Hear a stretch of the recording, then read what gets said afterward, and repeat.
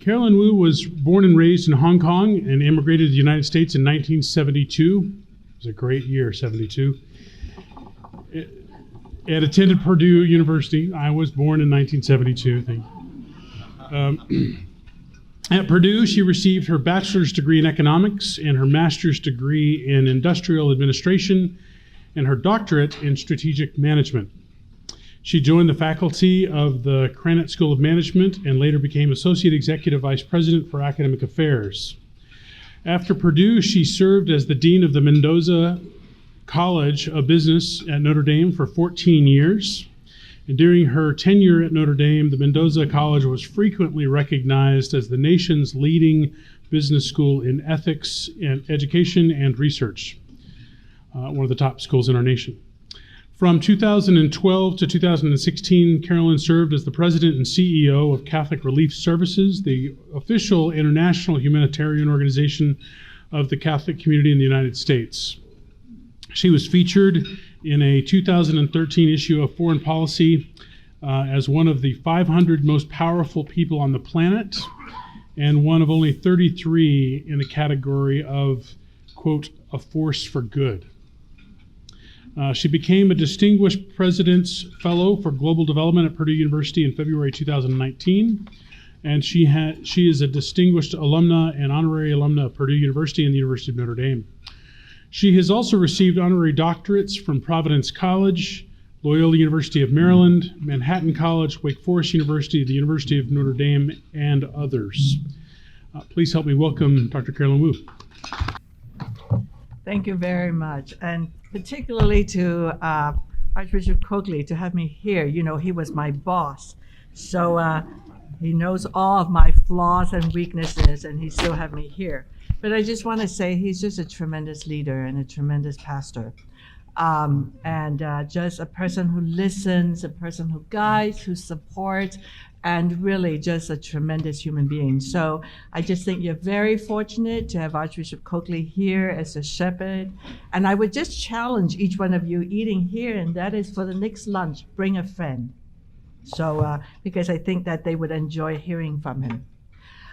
It's a pleasure to be here. I just want to say from the various introduction and so on, just a few points to make. And that is, I pretty much spent my life, now I think about it, not just my career, having a foot in each sector. And that is, I grew up in Hong Kong, which is truly one of the most aggressive capitalistic system in the world. And I was educated by missionary sisters, the Maryknoll sisters who came from the US. So I always have one foot in sort of business and capitalism and the other foot in the church. And I would say spend my time, particularly in my careers later on at Notre Dame, as the dean of a Catholic business school, and later on at CRS, actually, which has operations of close to $1 billion and in over 100 countries, where while there are a lot of social problems, they actually needed solutions, which comes from the business sector. So I now serve on 4 corporate boards. I've served on 4 more. The 4 more, 3 was acquired, 1 went out of business, went bankrupt, and could not come back again, and that was Circuit City. And today I worked with 4 corporations, which are, one is risk management, global risk management, one is a Midwest utility, one is a foreign oil company, and the other is finance, socially responsible investing using artificial intelligence. I also serve on currently 6 Catholic ministries.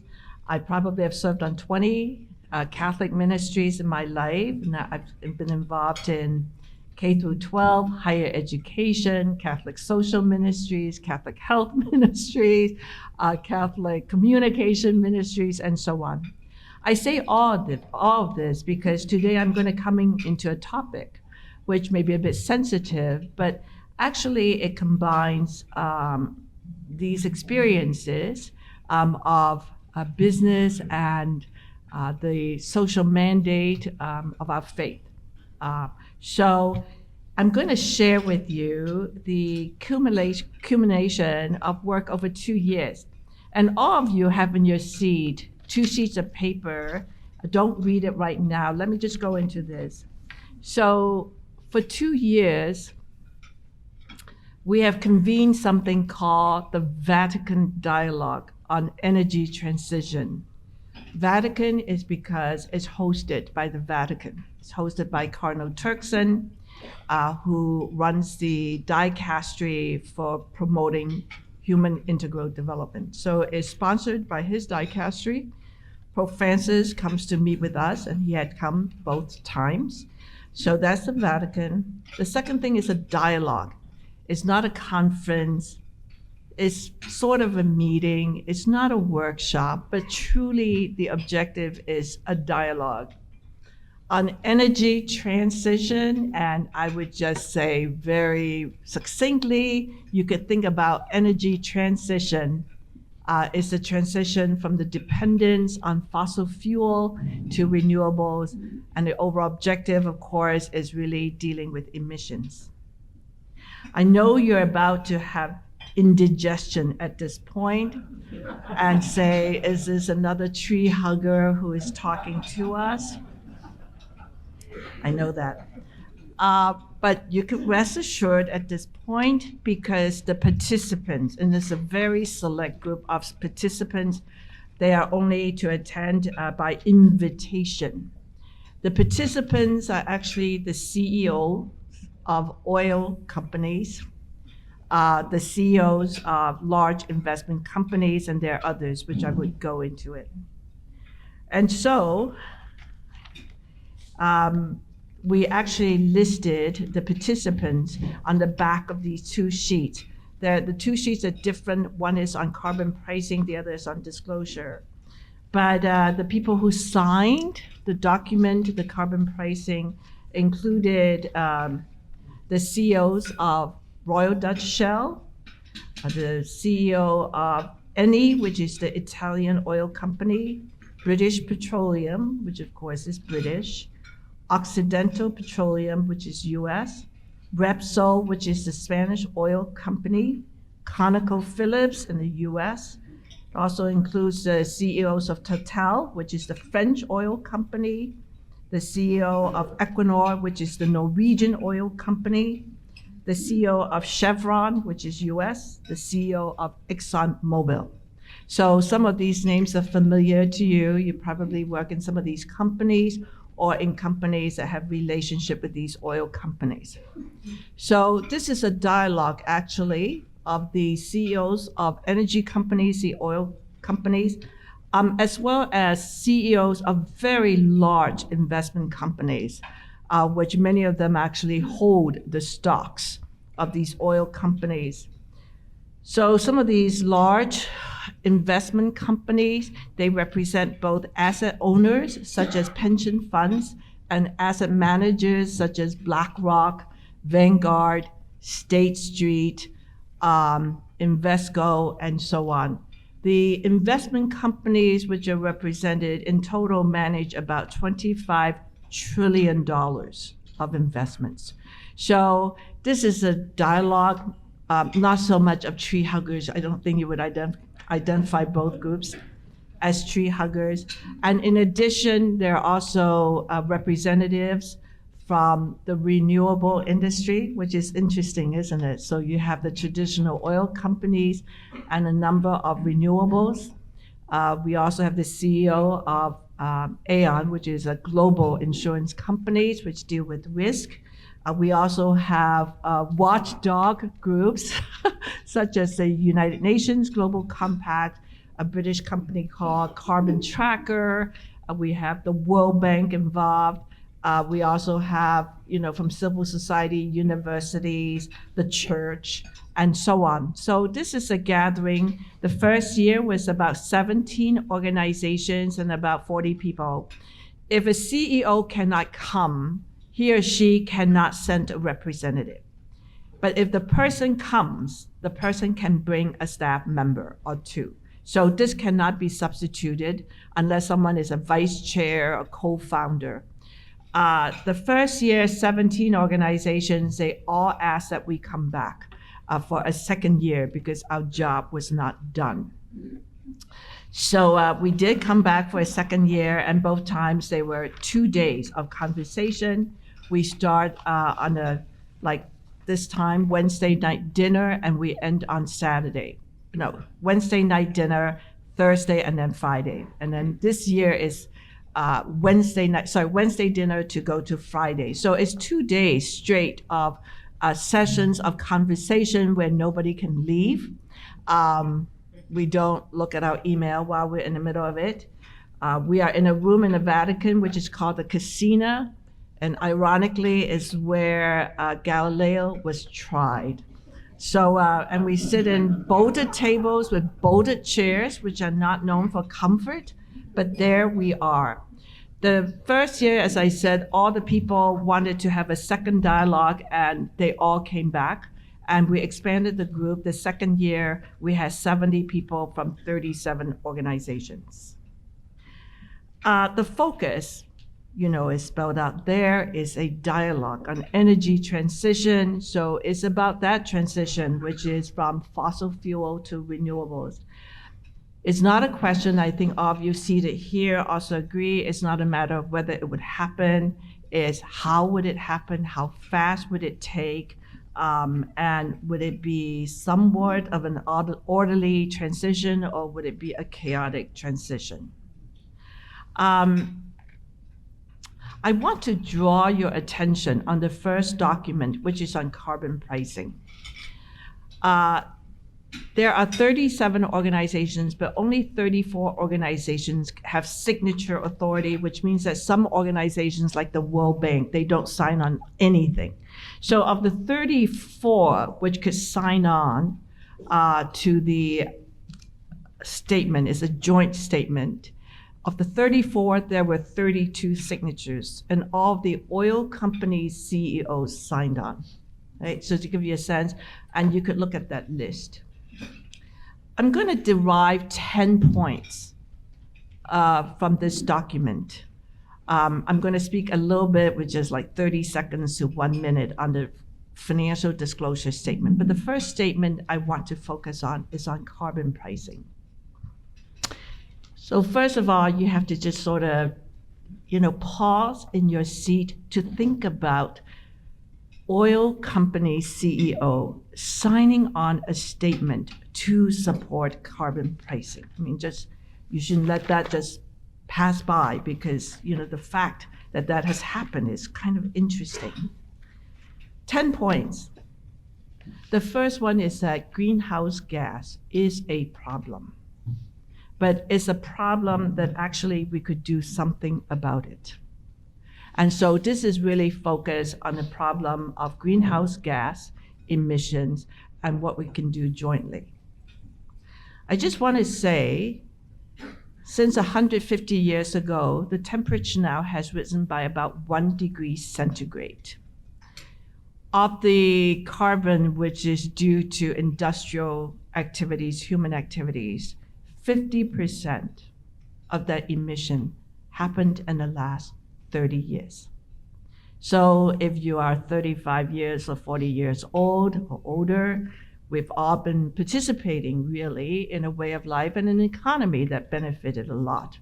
But 50% of it is due to people like me from the last 30 years as we were watching Seinfeld and whatever else we were doing. But the good news about that, we too now are at the point that we are people of power, we are people of means, and therefore there are certain things that we can do. So that's the first point, is an acknowledgement by everybody who attended that we need to work on the problem of greenhouse gas, which number one is to acknowledge that it is a problem, and number two is that there are solutions. The second one is actually in the preamble of the statement, where it recognizes this is very, very serious issue, and that it is urgent, and that timing is important. I just want to say recent polls shows that most Americans now acknowledge that we need to work on climate change. They say overall 70% 55% of Republicans, 60% of independents, and some percent of Democrats. That across the country now, there is a consensus that climate change is an issue. Where the consensus breaks down, and it's quite interesting, is most people do not want any money spent on it. So there was a question, if your taxes go up by $100, would you support it? And very quickly people said no. The other part which is interesting is that there was also a question, do you think we have a lot of time to address this issue?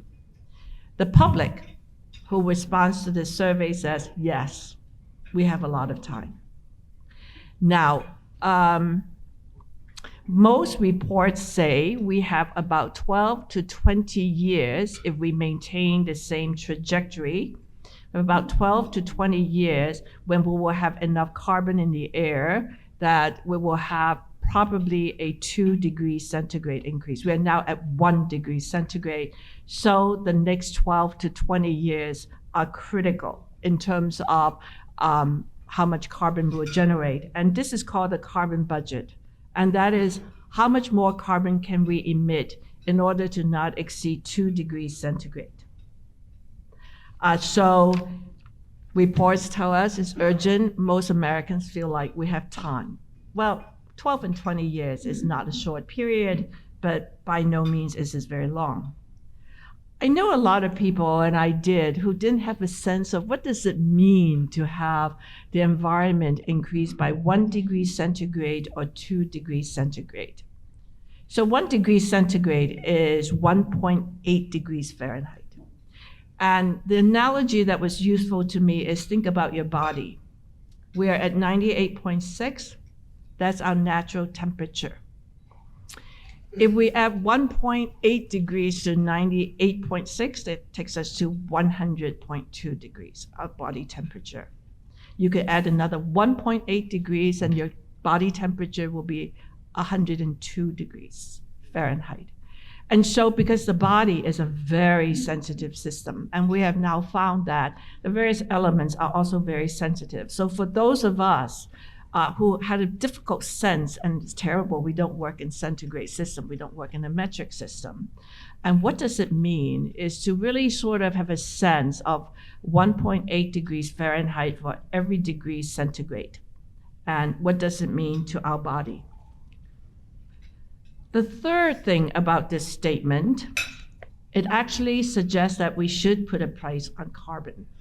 So you have to think about the CEOs of oil companies who advocate that we should increase the price or the tax on their product. They say it is a good thing, we should put a price on the carbon. And, you know, of course, all this, there's a lot of details to work through, and they actually say we should put a price on it that has some impact on behavior.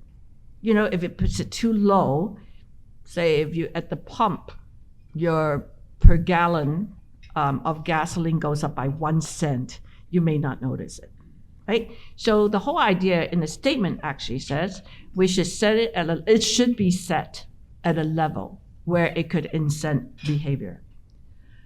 A lot of places which have implemented carbon pricing, sometimes it's $20 a ton. There's studies that show it should be $200 a ton. There's studies which show that perhaps we start with $20 a ton and every year at $10. We don't really know. I think that there's a lot of work to be done.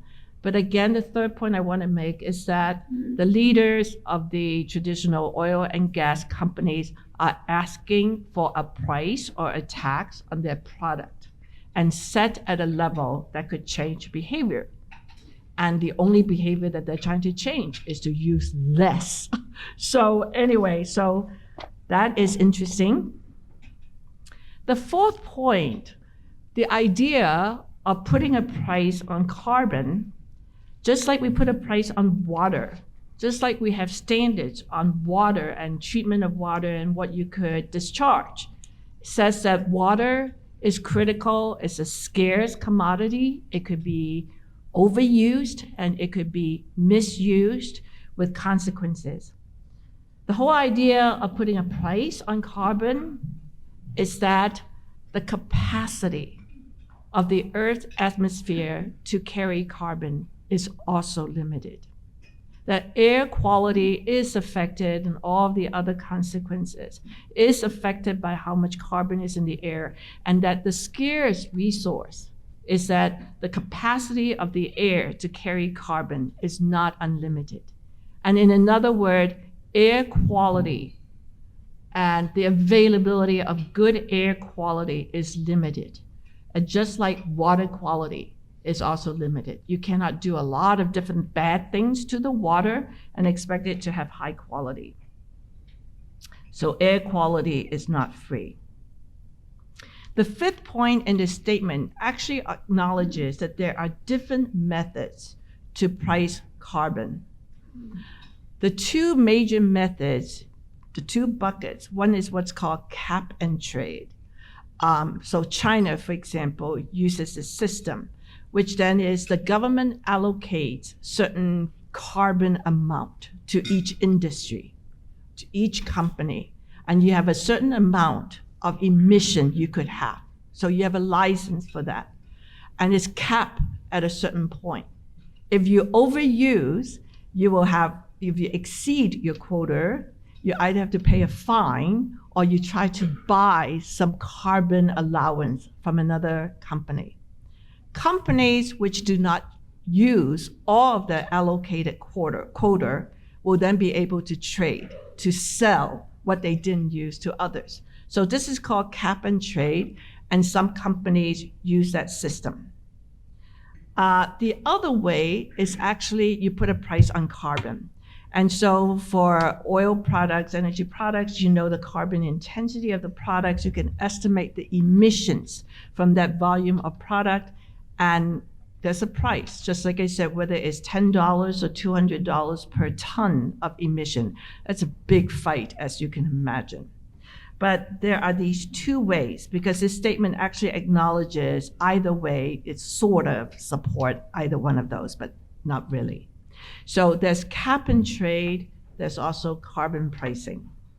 Now the Pope in his statement in Laudato Si actually criticizes cap and trade because there was this sense that you don't really reduce carbon, you just push it around and trade it and buy it and sell it and make profits off of it. But there are those two things. The sixth point then is actually again in the language of this statement, where it says, whatever we do, whether it's cap and trade or a carbon tax, by the way, we put a price on it, so that's called a carbon tax. Whatever you do, either one of these methods, it needs to at least accomplish two things. One is that it provides allocation for investments in new technologies. And the second one is that it has to be fair. It cannot create a burden on low-income people or people who are least able to afford this. So that's the sixth point. And actually then, in terms of carbon pricing, where you have a tax, the government collects a tax, and so now the next thing is the fight over how you would use that additional revenues. People have said that it's probably going to be significant revenues. And by the way, there are these partisan coalition in Congress actually working through this, the concept of carbon pricing. But of course, the disagreement is, how do you use the additional revenues? So some of the different ways of using it is you could set aside a certain percentage for investment in new technologies. Actually, that is critical. You will hear very often that the technologies we use to transition to a low carbon economy, that the technologies already exist. Unlike when Kennedy said we have to go to the moon, or there are some other examples about World War II and what we needed to invent. Most of the assessment is that we have the technology that we need, but the difficulty is that we don't have it at scale. That a lot of the technologies that we have are still sort of at the proving ground stage, and that it requires a lot of investment, like carbon storage, carbon capture. So one way of really one way to achieve a transition to low carbon is not necessarily to burn less fossil fuel. I mean, you always have to do that, but you can actually capture the carbon, which is emitted into carbon storage. And you could actually reuse that carbon as fuel. You could also have what's called carbon sinks, which could absorb the carbon from the air, and those are called forests. And of course, there's a lot of forest deforestation for new land development and also for new agriculture. But there are ways, there are technologies that you could do what's called carbon capture, carbon storage, and then reusing the carbon itself as a form of fuel. But those technologies are at low scale, and that high scale, meaningful scale will require a lot of investments. So there's this desire to say that we need to do that. And also new technologies, as they scale up, they usually don't make money yet. So it needs some type of a subsidy. And this type of revenue can actually provide that subsidy. And also because some of these have very high cost of capital because of the risk. And in some ways, again, having that investment fund can lower the cost of capital. So that's one focus, and that is for the innovativeness, the inventiveness of this country in that transition. The other part of it is what is now generally called a just transition. How can we transition in a way so that we don't put the burden on the most vulnerable people? And so the carbon tax, for example, if money is collected, there is a sense, say if you collected $350 million, which is a very small number, that number is not even in the ballpark, and you have 350 million people in a country, everybody gets $1. So that type of a scheme is being talked about, and that's called a carbon dividend. It's basically the way you use a tax and give money back to people. And that one receives a lot of support in the sense that the most marginal people probably do not consume carbon, as much carbon as a rich person, because they don't fly, they don't have a big home, they don't use air conditioning, whatever, they don't have a big car, they take the bus. So they probably didn't pay as much carbon tax, but they get the same amount back. And as a percentage of their income, it's actually a higher percentage of their income than what, say, I would get back from a carbon tax based on my income. So the Catholic Church generally likes that because it's what's called a progressive tax. And there is a sense that there is probably going to be enough revenue that a bit of it can go to innovation and then some of it return to people. But that there are other uses that people are debating about the carbon money that is received. For example, a big tax cut for everyone. That's the government thinks about that. Could we just have a tax cut? And in some situations, there are sort of negotiation, and that is if we have a carbon tax, should we just do away with all the regulation about standards, efficiency, and that sort of thing? So that debate will go on. By the way, there's a lot of these issues to work out. The seventh point I want to make, and it's not explicitly in this document, but it's sort of implicitly already in people's mind. And that is if a country imposes a carbon tax, like the US imposes a carbon tax on the use of fossil fuel energies, but Mexico doesn't. And so we now have a disadvantage, at least in the cost of input. Mexico will have lower fuel costs than a country that actually has a tax on it. So the way to deal with it is if we import Mexican product, that at the border, we will charge the same tax on the Mexican import, which does not have a tax, we'll just put a tax on it before it crosses the border. So it equalizes different countries where one has lower or no carbon tax, where the other country has a carbon tax.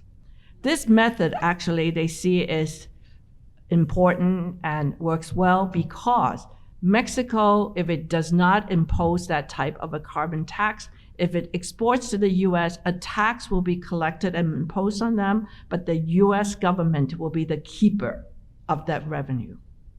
And so if you face that situation, if you're in Mexico, you say, let's just impose the tax ourselves and we keep the revenue from that tax. So this is a cross-border competitiveness issue.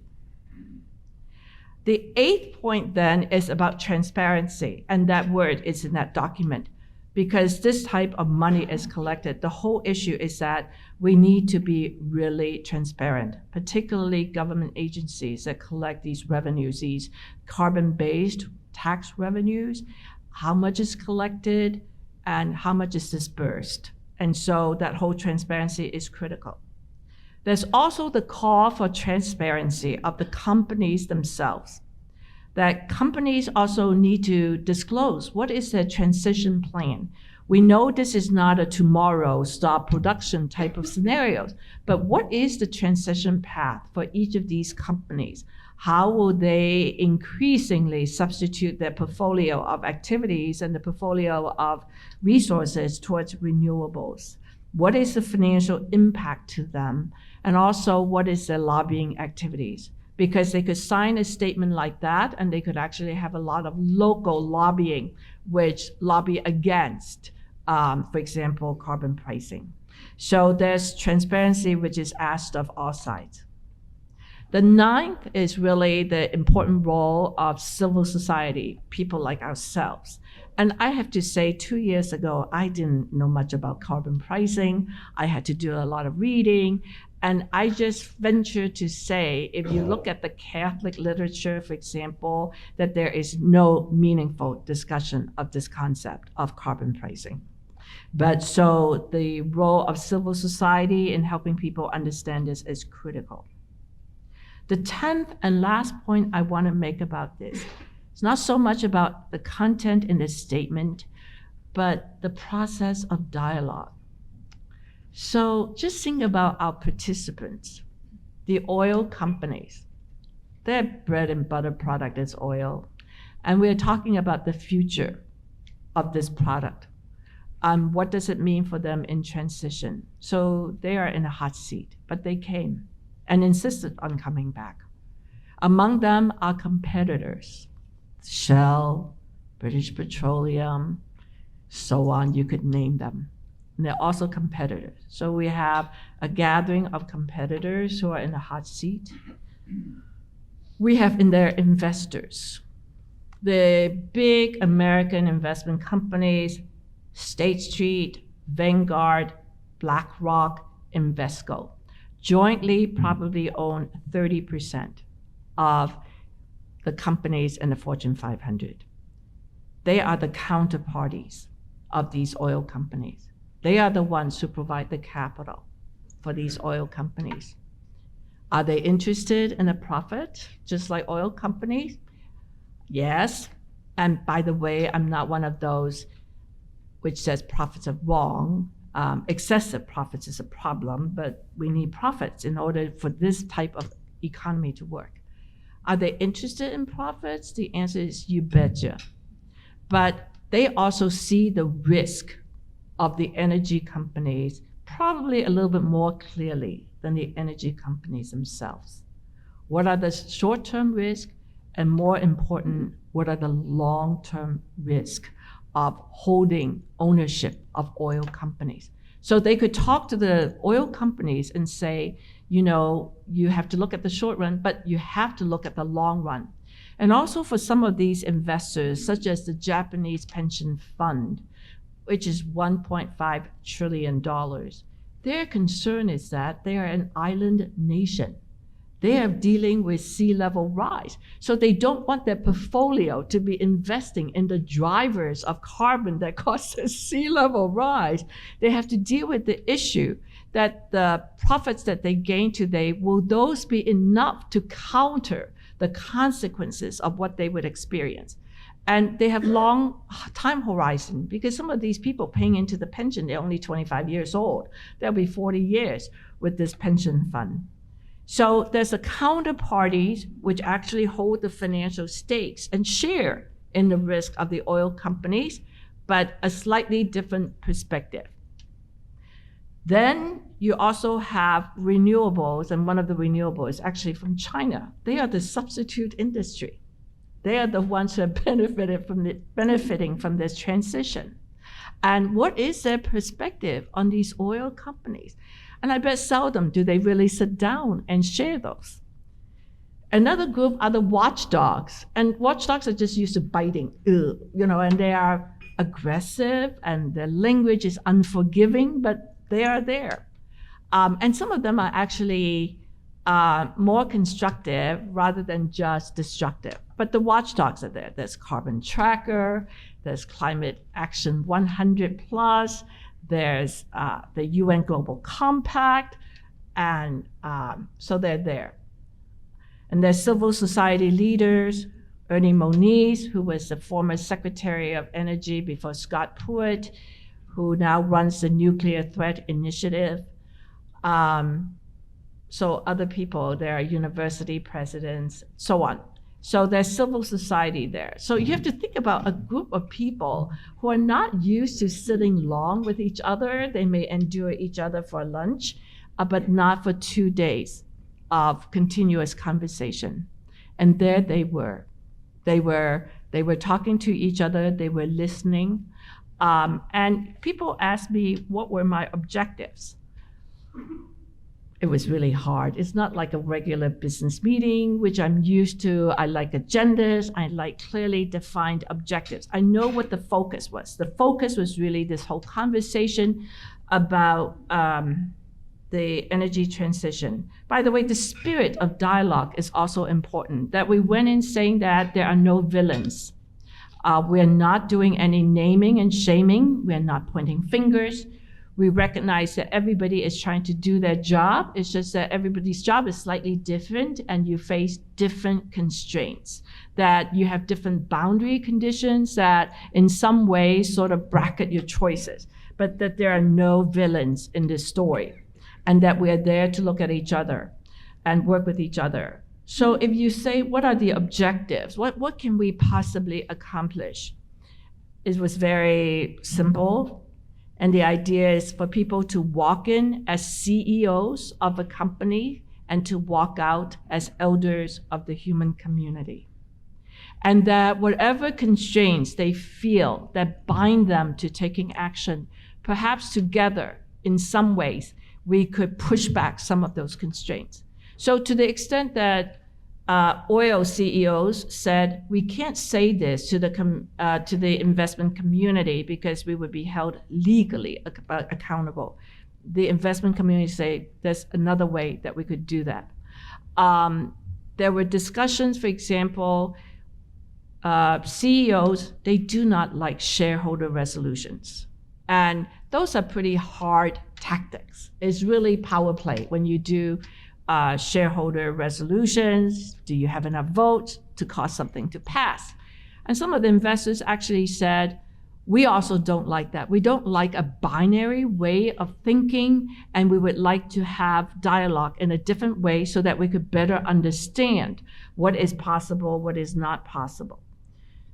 So I just want to say, and of course, a spirit of humility. I mean, at a certain point, there are curveballs. This is not an easy conversation. But for the Vatican to say, we brought you here because we wanted to learn from you. The Pope has admitted that he doesn't know all of this. He's not an industry person, and what he wanted was sort of input and learning from this. So just that spirit of humility as we go through difficult points, respect was critical, and just a camaraderie. I mean, it's hard to imagine, you would think that I'm naive and Pollyannish to think that a group of people like this can get together and have a sense of camaraderie. But that's what we had. That's what led from the first convening to the second convening. The first convening, we were converging on some ideas, but we didn't have the statements. And people said, we need to come back. So I just want to focus on that and just to pause and say, this is such a complicated issue. And it is important to say, we all have been a part of the problem. We will all be a part of the solution, that it takes sort of the type of goodwill and the ability to come together to listen to each other. so that we could find what those solutions are. I said that, and I'm going to use this time. I'm going to talk a little bit about the second statement, but just to make 5 points. The second statement basically says we need to have much better disclosure from companies and so on about what they're doing with respect to climate change. They all have a plan, by the way, and they all publish their plans, but the plans are all over the place. Some of it is a bit of window dressing, some of it is telling good stories, but in the end, you don't really know what percentage of their capital investment, for example, is going to traditional exploration and what percentage is going to new technologies that pitch towards low carbon. You don't know, for example, whether they're replenishing 100% of their reserves, and oil companies have these ratios, or they're doing 110% of their reserves or 80% of the reserves so that they could wind down. So disclosures now exist, but not very necessarily useful. But there are 5 forces which are driving that. The first is a global framework called TCFD, Task Force for Climate-Related Financial Disclosure, and has a framework that says when company discloses, it needs to disclose 4 things. What is the strategy for the transition? What are the actions going to be taken by it?